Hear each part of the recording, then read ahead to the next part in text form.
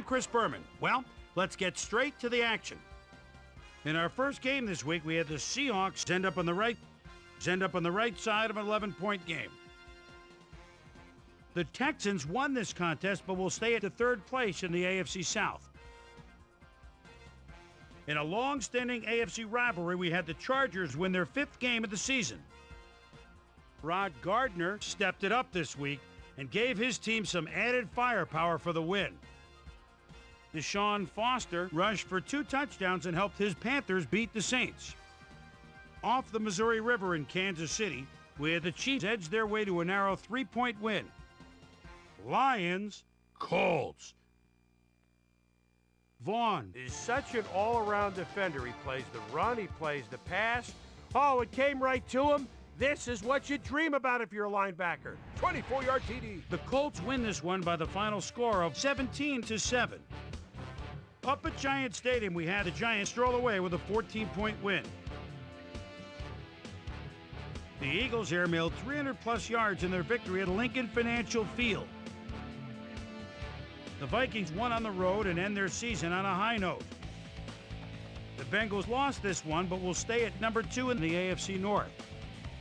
We had an interesting free agency pickup of note here. Trey's got the lowdown for us. Trey? All right, Chris. Let's switch gears and talk about players that'll have new homes in the National Football League, as free agency continues to play such a huge role in determining a team's makeup. Robert Porcher will have a new place to call home as he accepts a new contract, 4 years, $2.5 million. Abbott is on the move as well as he signs a 3-year contract with the Jets. Brock will be on the move. You see it there.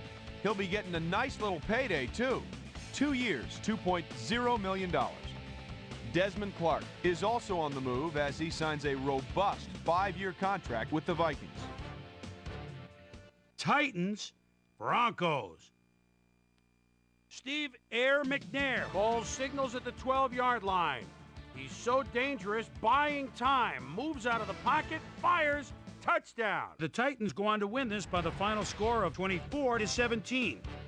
The Falcons win yet again this week and keep their impressive streak alive. Jimenez nabbed 2 touchdown passes and helped his Buccaneers beat the Cardinals. Up in historical New England, we had the Patriots walk away with a 6-point victory. We had a big injury in this one, and Trey has the lowdown for us. Trey? All right, Boomer, thanks. This week had some big injuries, and we'll get to all of them, but we're going to start right here. Donald Driver sticks out on this list as one of the more costly injuries. It's a broken hand, and the doctors are saying he'll be out for the rest of the regular season. Now, on to even bigger news, as you may have already heard. Dre Bly will miss the remainder of the season. So now that secondary is going to have to really come together if they're going to make up for his absence. So that'll do it for now. Chris, let's send it back to you. And in our final game, we had the Bills come away victorious. All right, Boomer, thanks. All right, folks, our playoff picture has now been officially finalized. So let's take a look at it now, shall we? We'll begin with a look at the AFC. And now, checking things out over in the NFC playoff race. So there you have it, the regular season now in the books. Time to see which of these 12 teams will emerge as Super Bowl champs. We'll get it started for you on ESPN next weekend. So that'll do it from here. Boomer, we send it back over to you. And then there were 12, the playoffs, right around the corner, which means it's time for our regular season awards. But first, my primetime players. The final round of game balls go to these Warriors, each with a standout performance in the final game of the regular season.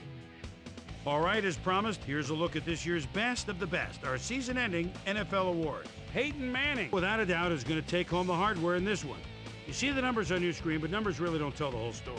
Leadership, work ethic, love of the game, that's what truly makes him stand out. He had, without question, the best year of anyone. Steve Air McNair has got to be our choice for Offensive Player of the Year, and you've got to be hard-pressed to find better numbers than that. Obviously, give a lot of credit to the rest of the offense, but this is the guy that was driving the car, so to speak. Rodney Harris gets the nod as our Defensive Player of the Year, and I'll tell you what, there was no one better at taking quarterbacks and receivers alike completely out of their game. great season. Lawson comes away with the Offensive Rookie of the Year award. You know, it's very difficult to come straight from college. He handed the keys to an NFL offense, but he stepped in and did a bang-up job. Watch out. He's only going to get better with age. Townsend was our Defensive Rookie of the Year. Hard to think of any young linebacker with better instincts for the football than he has. He wins it in a landslide. Stephen Davis ran away with the rushing title this year.